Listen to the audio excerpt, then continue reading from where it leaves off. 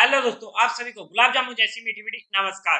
और इसी के साथ आप लोगों का स्वागत है मार्केट के पैचअप जा ब्रेकअप शो में। तो अगर हम सबसे पहले एसएमई आईपीओ की बात कर लेते हैं, जिसकी कल के दिन होने वाली है लास्ट डेट, वो होने वाला है जील ग्लोबल सर्विसेज एसएमई आईपीओ।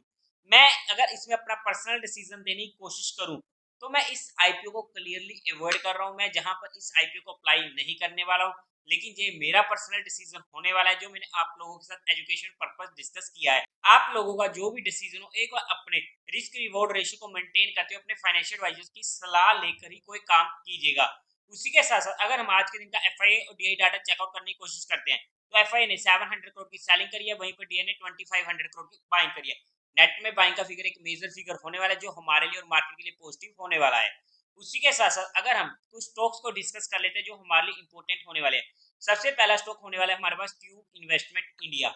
अगर मैं स्टॉक की बात करूं, तो ये वो लेवल था जहां पर इसने ब्रेकआउट दिया था और वहां से हमें एक अच्छा मूव मिल चुका था। और उसके बाद इससे रिट्रेस हुआ, पूरा रिट्रेस नहीं हुआ, वहीं से निकल चुका था। अब पूरा का पूरा ये ब्रेकआउट रिट्रेस कर चुका और अपनी इंपॉर्टेंट मूविंग एवरेज पर भी आ चुका है।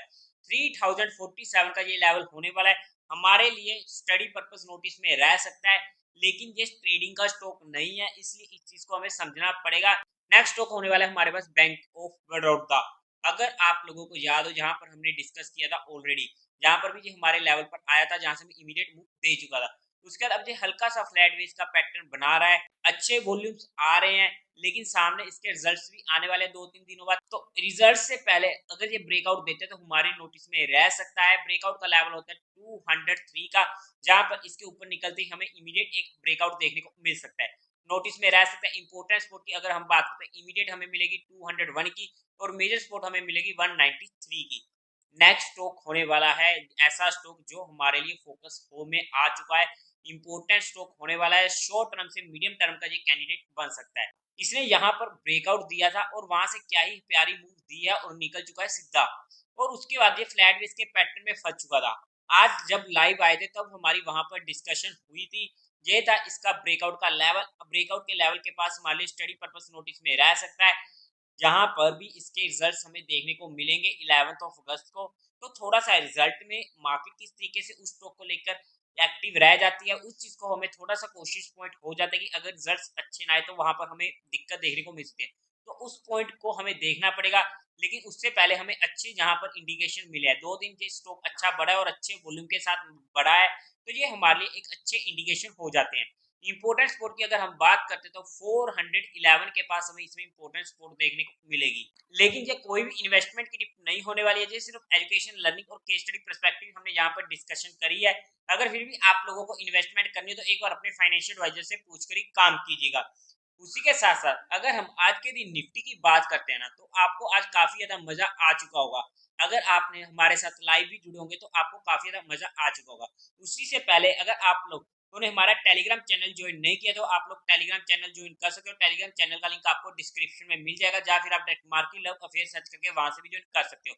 उसी के साथ साथ अगर आप लोगों को म्यूचुअल फंड में या इंश्योरेंस सेगमेंट में कोई भी हेल्प चाहिए हो, या आपकी कोई भी क्वेरी हो, या आपको कुछ भी ओपन करवाना हो, तो आपको डिस्क्रिप्शन में मेरा नंबर मिल जाएगा, आप मुझसे कांटेक्ट कर सकते हैं। आपकी क्वेरी को जल्दी से जल्दी सॉल्व कर दिया जाएगा। अब यहाँ पर हमारी मार्केट खुलती है और हमारी स्पोर्ट के पास आ चुकी थी, जहां से हमें इमीडिएट एक मूव मिल चुकी थी। और उसके बाद हम आ चुके थे लाइव पर, जहां पर हमारा रेजिस्टेंस था, जहां पर हमारी एंट्री हो चुकी थी पुट में, जो हमारी बात भी हुई थी, और जहां से हमें एक अच्छी मूव नहीं मिली है, पूरी हमारा टारगेट हिट नहीं हुआ था, लेकिन हमारा स्टॉप लॉस भी हिट नहीं हुआ था, बिकॉज हमारा स्टॉप लॉस आ चुका था कॉस्ट प्राइस पर, जो आप लोगों के साथ पर्सनली डिस्कस हुआ था। उसके बाद हमें 15 मिनट की कैंडल चाहिए थी इसके ऊपर, और वो 15 मिनट की कैंडल हमें कहां पर मिली है आप लोग चेकआउट कर सकते हो। ये हो चुकी थी 15 मिनट की प्योरली कैंडल, और हमें जहां पर एंट्री का मौका मिला, और आप लोगों के साथ टेलीग्राम पर मैसेज डाला गया क्या हमें क्लोजिंग से पहले एक अच्छा मूव मिल सकता है, बिकॉज मार्केट को देखते हुए लग रहा था, जो हमारी लाइव में डिस्कशन भी हो रही थी वहां पर भी आप लोगों को क्लियरली इंडिकेशन मिल चुके थे, और वहां से हमें क्या ही प्यारी मूव मिल चुकी थी और हमारा काम हो चुका था। बस इसी मूव को हमने पकड़ना था, और हमारे 2 ट्रेड सक्सेस रही हैं। थर्ड ट्रेड में हमारा ना कोई प्रॉफिट हुआ ना कोई लॉस हुआ है।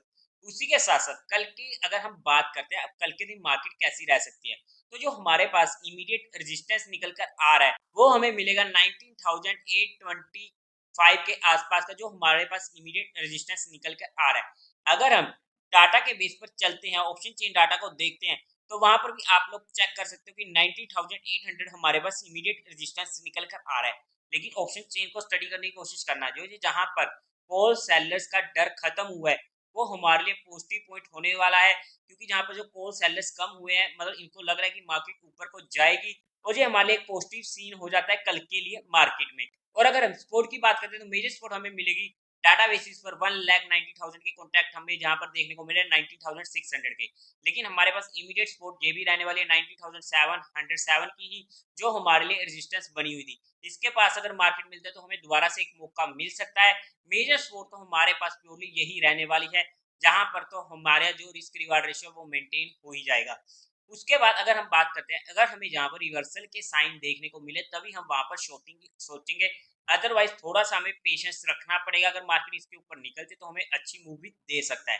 और उसी के साथ साथ कल के दिन होने वाली है फिन निफ्टी की एक्सपायरी, तो फिन निफ्टी को तो डिस्कस करना बनता ही है। तो फिन निफ्टी में भी अगर आप लोगों ने हमारी फ्राइडे की लाइव देखी हुई तो ये थी हमारी सपोर्ट, और वहां से हमें इमीडिएट मूव मिल चुकी है, और उसके बाद एक छोटी सी रेंज में मार्केट निकल चुका है। मेजर रेजिस्टेंस हमें मिलेगा इसमें 20,470 का, अगर हम डाटा को चेकआउट करने की कोशिश करते हैं एक बार के लिए, बिकॉज कल डाटा में काफी ज्यादा चेंजेस हो जाएंगे। जैसे मार्केट खुलती है उसके 15 मिनट बाद हमें दोबारा से डाटा को देखना पड़ेगा।